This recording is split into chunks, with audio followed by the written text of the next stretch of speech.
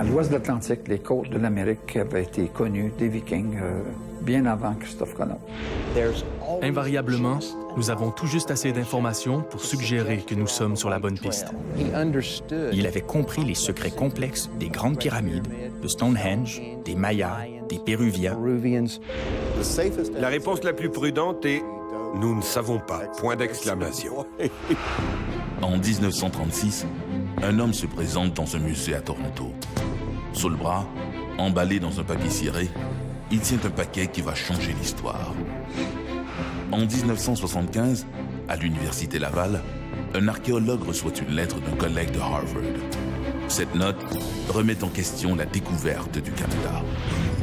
En 1912, un maçon de Lettonie achète un terrain marécageux dans les Everglades. Il veut y construire un château grâce à un savoir oublié.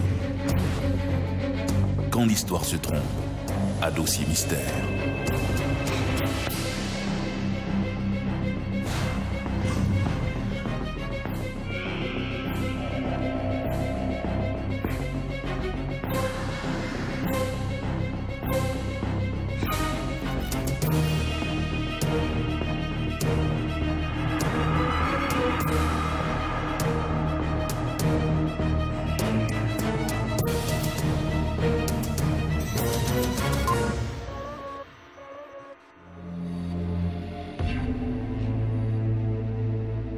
On croit connaître l'histoire.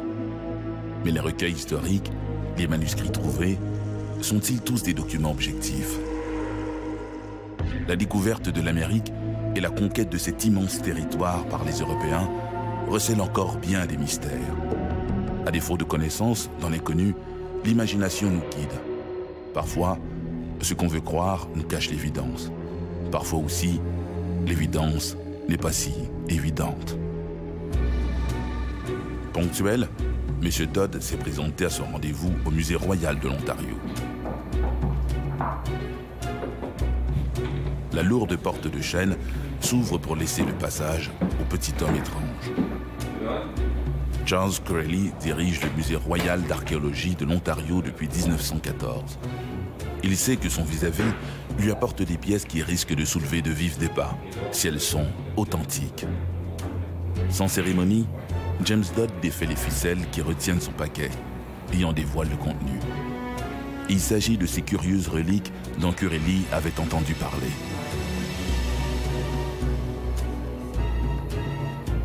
Pendant de longues secondes, Charles Corelli reste là, à contempler les objets. Il est perplexe. Charles Corelli l'ignore, mais ces reliques sont encore plus dangereuses qu'un fauve prêt à bondir sur lui. Ce sont les arcanes d'une énigme qui pourrait bien détruire sa crédibilité et celle du Musée royal de l'Ontario.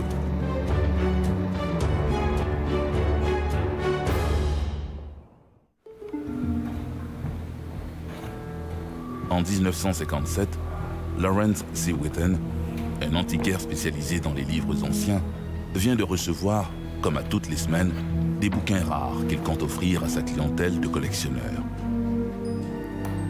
En les examinant un à un, il découvre dans un ancien codex le Historia Tartarorum, un parchemin sur lequel est tracée une curieuse carte.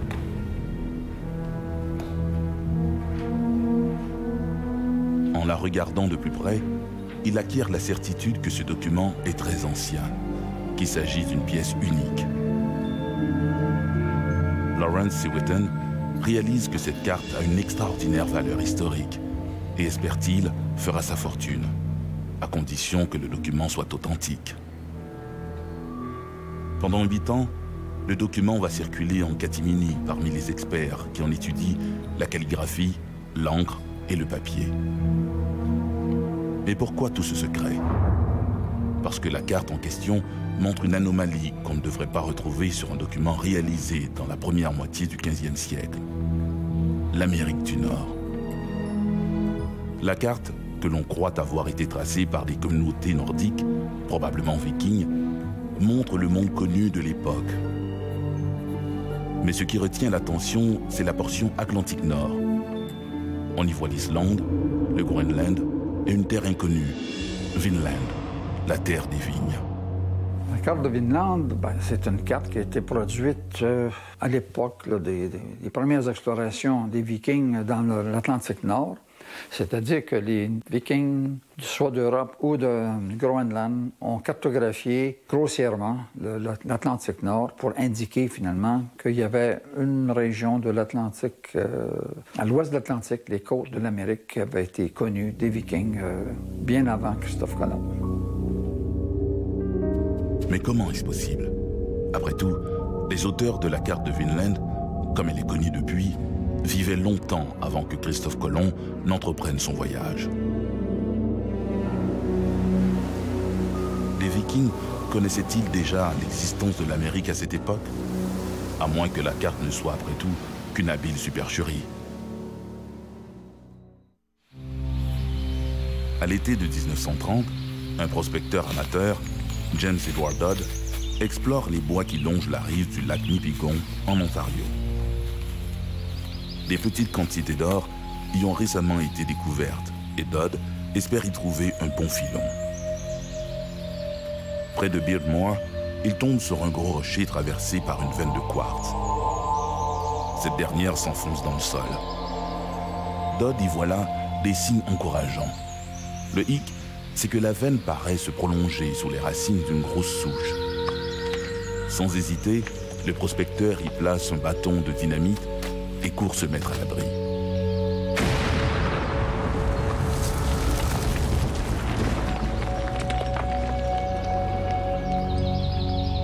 La suite des événements va devenir la genèse d'une interminable controverse. Lorsque Dodd retourne près du rocher, il remarque, dans le petit cratère laissé par son dynamitage, un vieux morceau de fer rouillé. De sa main, il fouille la terre autour, puis trouve un second morceau, puis un troisième.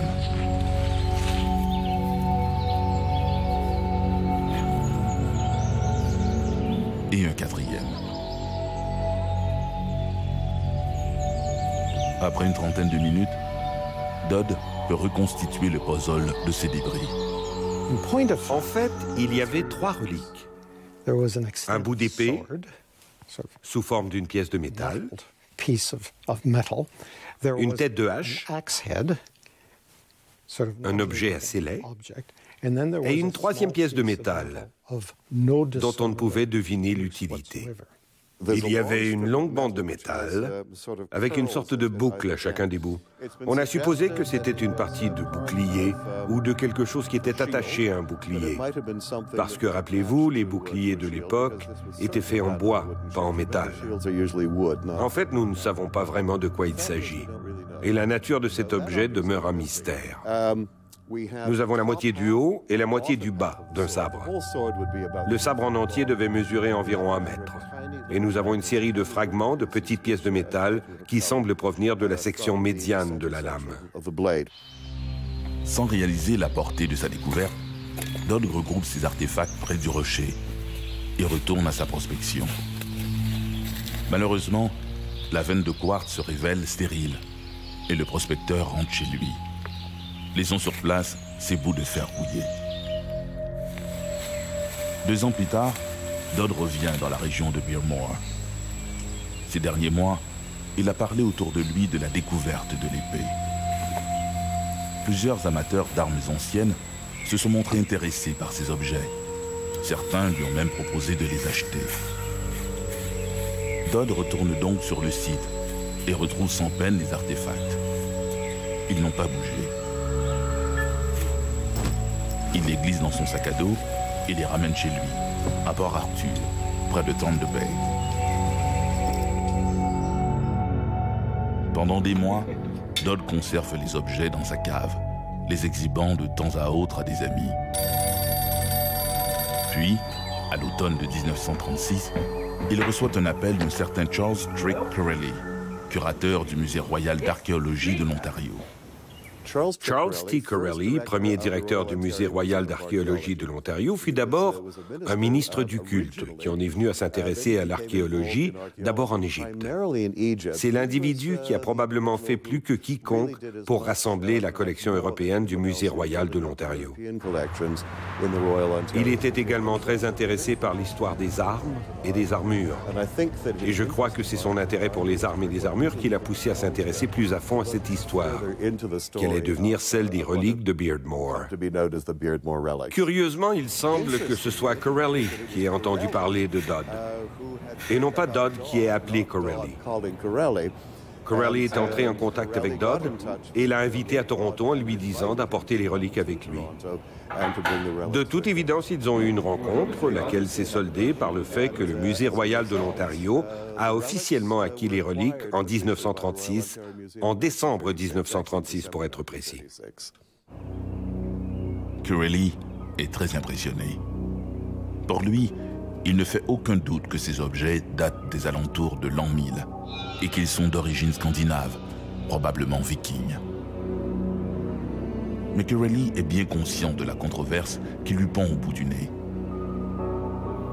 S'il accepte la version de Dodd, à savoir que les objets ont été découverts près de Beardmore, cela risque de soulever l'ire de ses collègues archéologues. Le docteur Corelli demande à l'un de ses collègues, le professeur Thomas Forsyth McElwraith, attaché à l'Université de Toronto, de mener une enquête discrète. Implicitement, Corelli croyait en l'authenticité de la découverte. Aussi est-ce lui qui entra en contact avec Thomas McElwraith pour lui demander d'aller enquêter sur le site. En 1937, accompagné de Dodd, McElwraith s'acquittera de sa mission. C'était donc une année après que le Musée royal de l'Ontario eut acquis les reliques. Le musée avait versé la somme de 500 $, ce qui paraît peu de nos jours, mais rappelons-nous, nous sommes en 1936 au lendemain de la Grande Dépression et vous devez multiplier au moins par 30 ou 40 pour avoir une idée de la somme actuelle. McElwraith avait cru l'histoire de Dodd.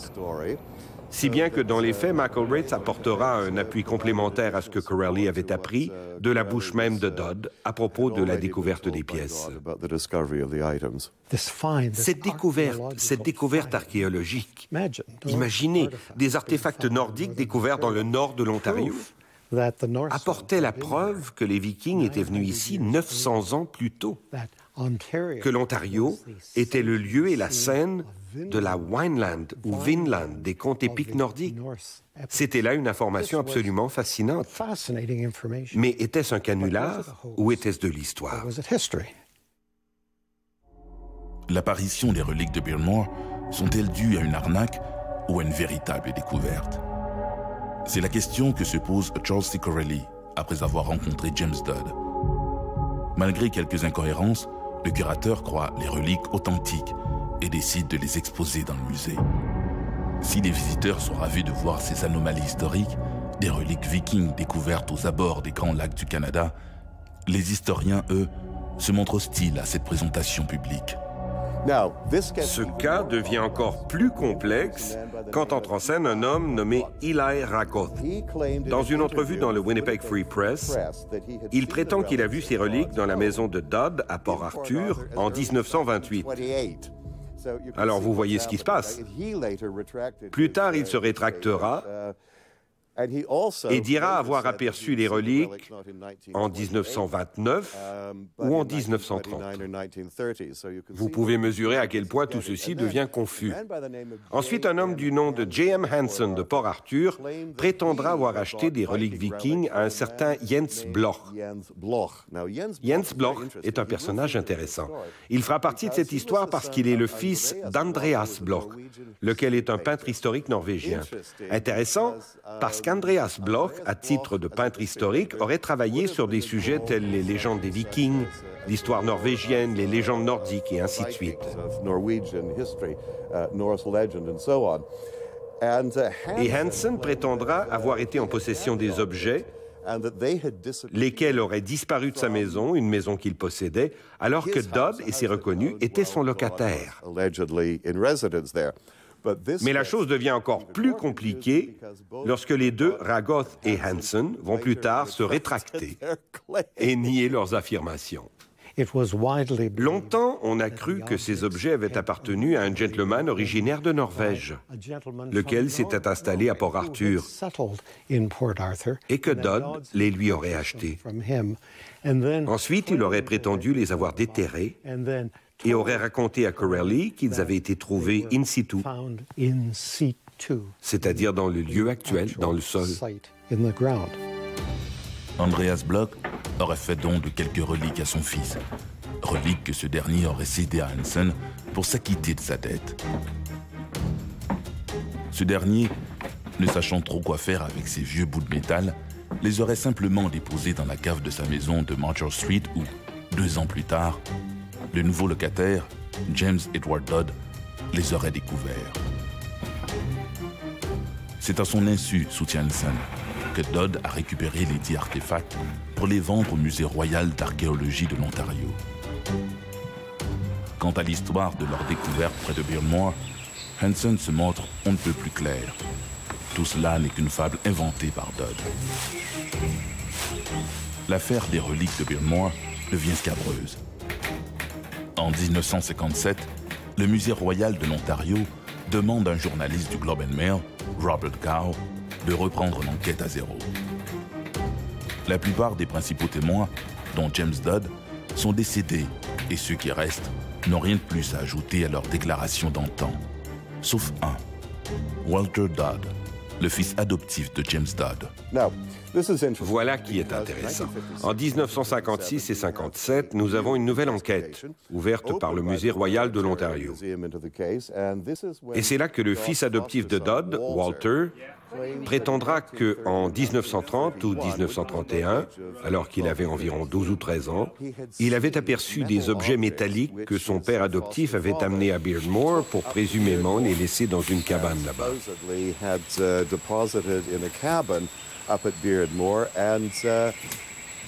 Le garçon aurait vu, et c'est là une citation du témoignage de Walter Dodd, qu'il aurait vu Dodd partir pour la cabane de Beardmore et revenir les mains vides.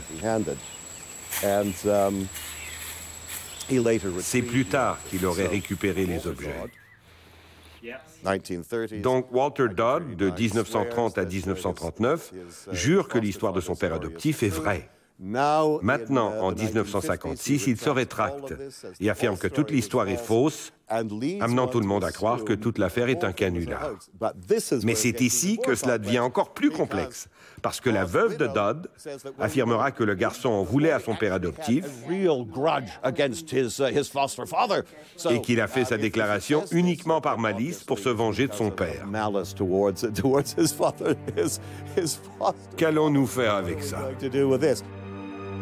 Dans la controverse, le Musée royal de l'Ontario retire les reliques de ses présentoirs et les dépose dans une réserve. À cause de la controverse, les reliques furent retirées de la vue du public et mises dans la réserve. Elles y resteront jusque dans les années 1980. À la fin des années 80, elles ont été exposées de nouveau, parce que peu importe ce qu'on peut penser de James Edward Dodd, de sa découverte, de toute la polémique entourant l'affaire, de ce qui est vrai et de ce qui est faux, on peut se gratter la tête, mais un fait demeure, les objets eux-mêmes sont authentiques. Et comme ils sont authentiques, on peut laisser de côté l'histoire de Beardmore, cesser d'opposer le canular et l'histoire et le canular. Il n'y a aucune raison qu'ils ne soient pas exposés. Dans l'affaire des reliques de Beardmore, ce n'est pas l'authenticité des artefacts qui pose problème, mais les circonstances de leur découverte. Les objets sont vrais, les objets sont authentiques. Ils comptent parmi les exemples les plus intéressants des artefacts de la culture scandinave et viking que nous ayons au Musée royal de l'Ontario. Tout le reste à leur propos, y compris les circonstances de leur découverte, tout cela est suspect. Tout peut être remis sur la table, tout est ouvert à la critique. Les reliques sont exposées depuis au moins la fin des années 1980, et c'est parce que les reliques sont parfaitement vraies, parfaitement authentiques. Il est peu probable que les reliques de Beardmore démontrent un jour l'existence d'un camp viking précolombien au nord de l'Ontario, si loin dans les terres. Vu les nombreux témoignages contradictoires et les démentis répétés, la découverte de ces objets vikings demeurera sans doute un mystère à jamais. Il y a un grand pas entre parler de la présence des Vikings à Terre-Neuve et sur la côte est américaine et évoquer la possibilité que ces Vikings aient pris leurs vacances d'été dans le nord-ouest de l'Ontario. En ce qui me concerne, c'est tirer un peu fort sur l'élastique. Quoi qu'il en soit, la réponse la plus prudente est « nous ne le savons pas ». Point d'exclamation. Les reliques de Bearmore ont-elles été présentées de manière malhonnête par James Dodd? Peut-être. Mais dans cet océan d'hypothèses, des preuves s'accumulent sur une ancienne occupation européenne de l'Amérique du Nord, et ce bien avant Colomb. Des marques très anciennes sur des pierres, des ruines inexplicables, défient l'histoire officielle. La mystification peut-elle tout justifier? Confortablement installé dans son bureau, le professeur et archéologue Thomas E. Lee a reçu la réponse qu'il attendait de Barry Fell, un épigraphe amateur de l'université Harvard. Pour l'archéologue, cette lettre est peut-être l'aboutissement d'une quête qu'il mène depuis maintenant 9 ans. La missive confirme en effet ce que le vieil archéologue n'avait osé espérer. Barry Fell affirme que les marques apparaissant sur les pierres de Sherbrooke seraient des inscriptions d'origine phénicienne. À cette seule pensée, le vieil archéologue ne peut s'empêcher de sourire.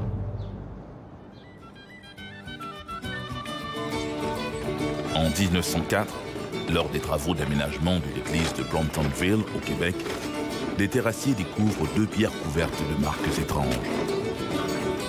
Il s'agit en fait des 2 moitiés d'une même roche coupée en 2. Pendant quelques jours, ces pierres vont devenir des objets de curiosité.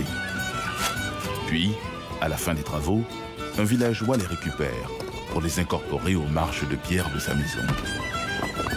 Elles y resteront pendant des années. Puis, vers 1910, le nouveau curé de Bromptonville décide de les envoyer au musée du séminaire de Sherbrooke, convaincu de leur valeur historique. C'est là que l'archéologue Thomas E. Lee les découvre à l'automne de 1966. Thomas Lee était attaché à l'Université Laval. Il y avait un institut d'études nordiques à l'Université Laval. Alors, il a proposé, par exemple, justement, la présence de Vikings dans le Grand Nord québécois parce qu'il a fait des recherches dans le Grand Nord québécois. Et puis, il a vu les pierres de Brompton, et puis, lui disait que c'est authentique. Pour des chercheurs comme Gérard Leduc, les marques sont beaucoup trop définies pour n'être que les empreintes de l'érosion. Je me suis retrouvé en contradiction avec un professeur de l'Université de Sherbrooke, le professeur Dubois, qui lui maintenait que c'était des diaclases, c'est-à-dire un phénomène géologique de dissolution. Mais puisque les 2 plaques de pierre devraient représenter image miroir des 2 côtés, et ce n'est pas le cas. Et puis j'examinais ça, puis alors on voit des traits qui sont tous sur un même horizon. Mais en plus de ça, il y a d'autres petits traits qu'on n'a jamais regardés, que j'ai découverts sur les photos. Les photographies nous révèlent souvent des choses qu'on ne voit pas quand on est devant l'objet. Et mon impression, c'est qu'il s'agit bien de pétroglyphes d'origine humaine, possiblement de logam, c'est-à-dire des traits d'une ancienne écriture, alphabet celtique. Si ces inscriptions sont effectivement de nature celtique, cela signifie que les voyageurs venus de pays scandinaves ont non seulement devancé Christophe Colomb en terre d'Amérique, mais qu'ils y ont aussi établi des colonies. Ce sont ces mêmes explorateurs qui pourraient être responsables de l'une des plus surprenantes énigmes de pierre d'Amérique du Nord. Mystery Hill. Mystery Hill est en fait 3 structures en une.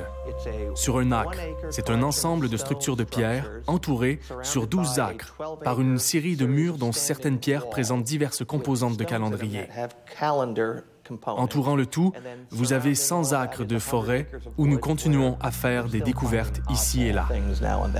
Situé près de North Salem, au New Hampshire, Mystery Hill se présente comme un ensemble de chambres basses, de cavernes et de murets construits à la manière de ces tumulus que l'on retrouve un peu partout en Europe de l'Ouest et dont certains remontent à 5000 ans. avec d'autres constructions mégalithiques à la symbolique mystérieuse, les cairns, dont ceux de Skarabrae, dévoilés au monde par une violente tempête en 1850, soulèvent encore bien des questions sans réponse. En Amérique, Mystery Hill, qui couvre plus de 12 hectares, est connu depuis des générations, et personne ne sait exactement qui l'a aménagé. L'identité des constructeurs de Mystery Hill demeure à ce jour un mystère. Nous savons que nous avons affaire à une culture qui remonte à 2000 avant Jésus-Christ et qui travaillait avec des outils de pierre pour graver des calendriers solaires, lunaires, stellaires, très précis. La présence de pierres alignées en fonction de certains événements astronomiques, comme à Stonehenge en Angleterre, accrédite l'hypothèse d'une origine européenne du site. Rien d'étonnant à ce que l'endroit ait été officiellement rebaptisé en 1982 America's Stonehenge. Nous savons que les sites diffèrent beaucoup de ceux qu'on trouve en Europe. Il y en a environ 50 000 en Europe et nous en avons à peu près 800 dans le nord-est de l'Amérique. Il y a toutefois une grande ressemblance entre la structure, les surfaces, la forme, l'orientation et les chambres. Tout cela ressemble beaucoup aux sites d'Europe de l'Ouest. C'est pourquoi nous pensons que ce site peut avoir une relation avec ceux-ci, peut être construit par les mêmes gens. Les structures comme celle de Mystery Hill existeraient à d'autres endroits le long de la côte est de l'Amérique du Nord. On trouve des constructions de pierre partout en Nouvelle-Angleterre et dans le nord de l'État de New York. En fait, il est plus difficile de dresser une liste des endroits où il n'y en a pas que des endroits où il y en a. Les structures de Mystery Hill peuvent tout aussi bien avoir été aménagées il y a 1000 ans par des voyageurs venus d'Europe que par des pionniers irlandais venus s'installer dans la région il y a 250 ans. Il y a différentes théories sur l'identité des gens qui ont construit ces sites. Certains croient que c'est relativement récent, quelques centaines d'années. Nous savons que les Amérindiens vivaient ici, au New Hampshire, il y a 10 000 ans. Mais nous ne croyons pas qu'ils soient à l'origine de ces sites. Nous croyons que ce sont des gens de l'extérieur qui ont construit ça. Des gens du Vieux Monde, probablement d'Europe de l'Ouest, où il y a à peu près 50 000 sites semblables. Si beaucoup d'historiens et d'archéologues admettent qu'il est possible que des populations venues d'Europe du Nord aient débarqué en Amérique longtemps avant Christophe Colomb, ces mêmes scientifiques jugent insuffisantes les preuves présentées jusqu'à maintenant pour soutenir cette hypothèse. Invariablement, nous avons tout juste assez d'informations pour suggérer que nous sommes sur la bonne piste. Si vous croyez en une théorie spécifique, vous trouvez les indices pour croire que oui, vous êtes sur la bonne voie. Mais quand vous prenez du recul et que vous regardez l'ensemble des autres matériaux qui ne coïncident pas, vous réalisez qu'au bout du compte, ce n'est peut-être pas ça. C'est triste à dire, mais dans le domaine de l'archéologie historique, par exemple, c'est un peu comme une chasse gardée et ceux qui maintiennent une certaine philosophie, une certaine théorie, la défendent bec et ongle contre n'importe qui autre qui va proposer le contraire ou proposer des avenues différentes de ce qui est accepté aujourd'hui.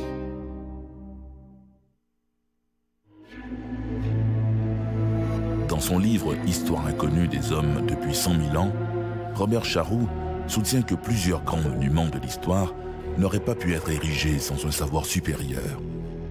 Selon lui, les architectes des pyramides égyptiennes et mayas étaient nécessairement les gardiens de secrets fantastiques. Un secret que connaissait peut-être un Lettonien qui débarqua à New York en 1912, un certain Edward Ledikanen.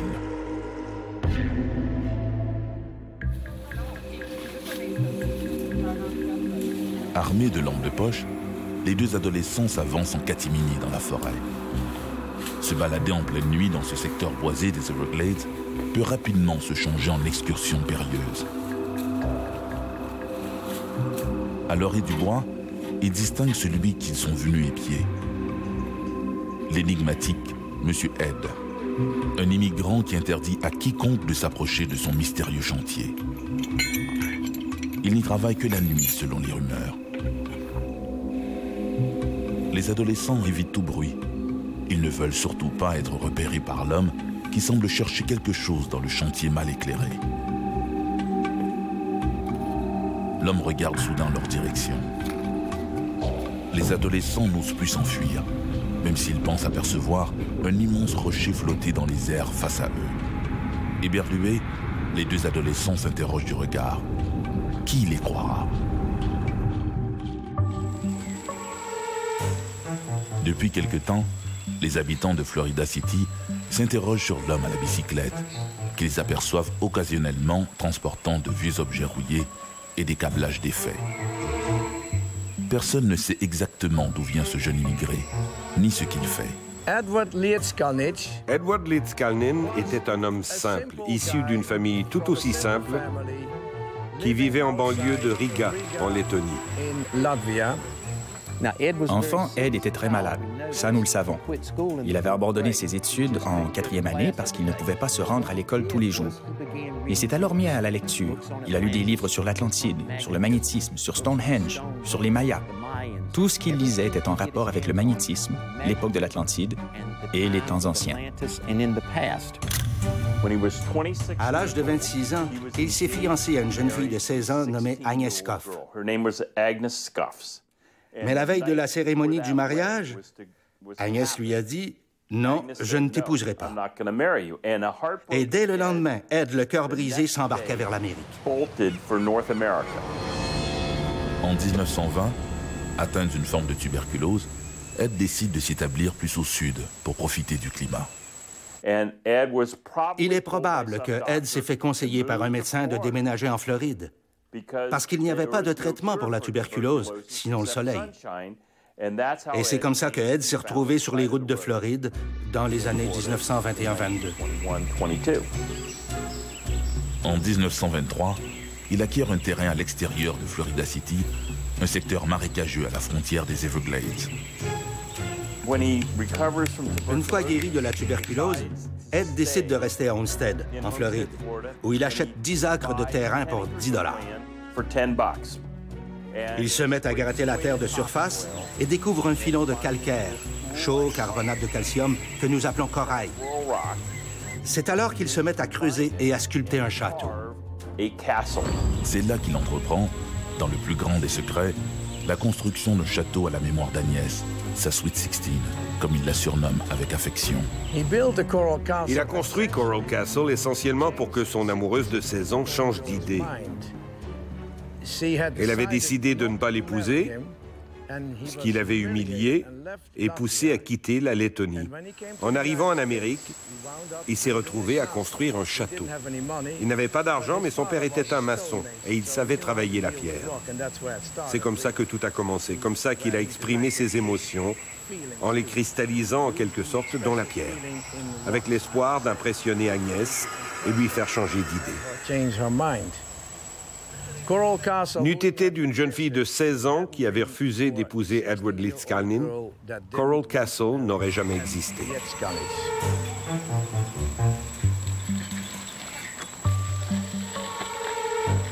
Ce jeune homme solitaire, l'esprit romantique à souhait, est sans son sou. Tout ce qu'il semble posséder, c'est une vieille bicyclette.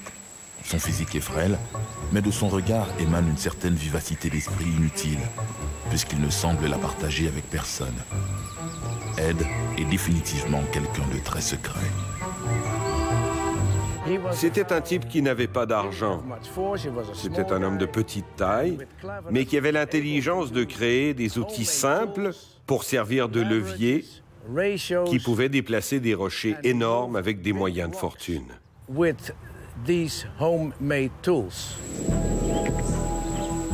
Au cours des 4 années qui suivent, Lady Cannon va ériger sur ses terres, tel un gigantesque puzzle, une immense enceinte à l'intérieur de laquelle il aménage des jardins, des estrades et des tours.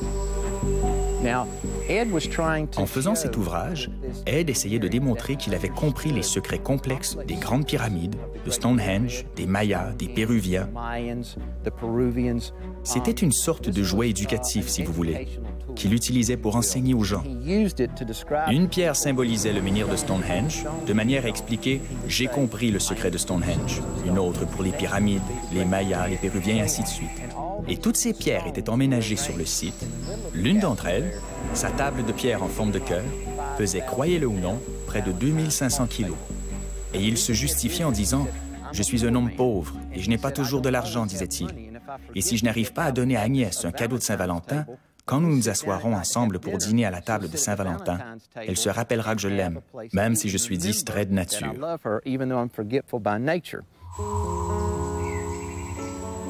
Tout est fait de corail.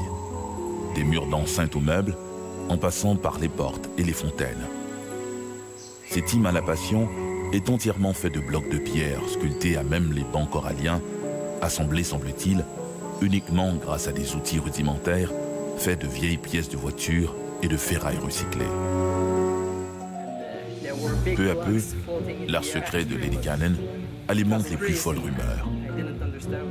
Les jeunes affirment même l'avoir vu déplacer d'immenses blocs de pierre en les faisant flotter dans l'air. Et quand on demande au principal intéressé le secret de Coral Castle, celui-ci se contente de dire qu'il maîtrise l'art des constructeurs de pierre. Ed reste vague à souhait. Il parle d'énergie et de magnétisme. Un discours aussi nébuleux qu'hermétique. En 1937, Ed Lady Cannon, pour attirer plus de touristes, décide de déménager son château de corail à Homestead, à 16 km plus au sud en bordure de l'autoroute 1. Un projet titanesque. Il avait commencé à construire Coral Castle à Florida City, mais nous croyons qu'il avait pu faire une sorte de repérage, car comme il achevait Coral Castle, ce qui représente 1100 tonnes, il change brusquement d'idée, arrive avec un camion et commence à déménager Coral Castle depuis Florida City jusqu'à Homestead, 16 km plus au sud, là où l'on se trouve aujourd'hui.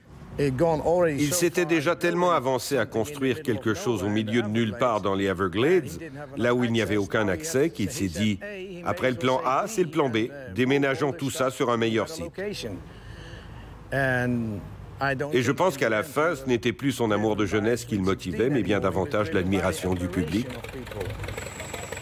L'annonce de cette relocalisation amène son lot de bénévoles. Mais Ed n'a nul besoin de cette aide. Ed préférait être seul. C'est dangereux de travailler avec ces grosses pierres. Le moindre faux mouvement peut provoquer une blessure grave.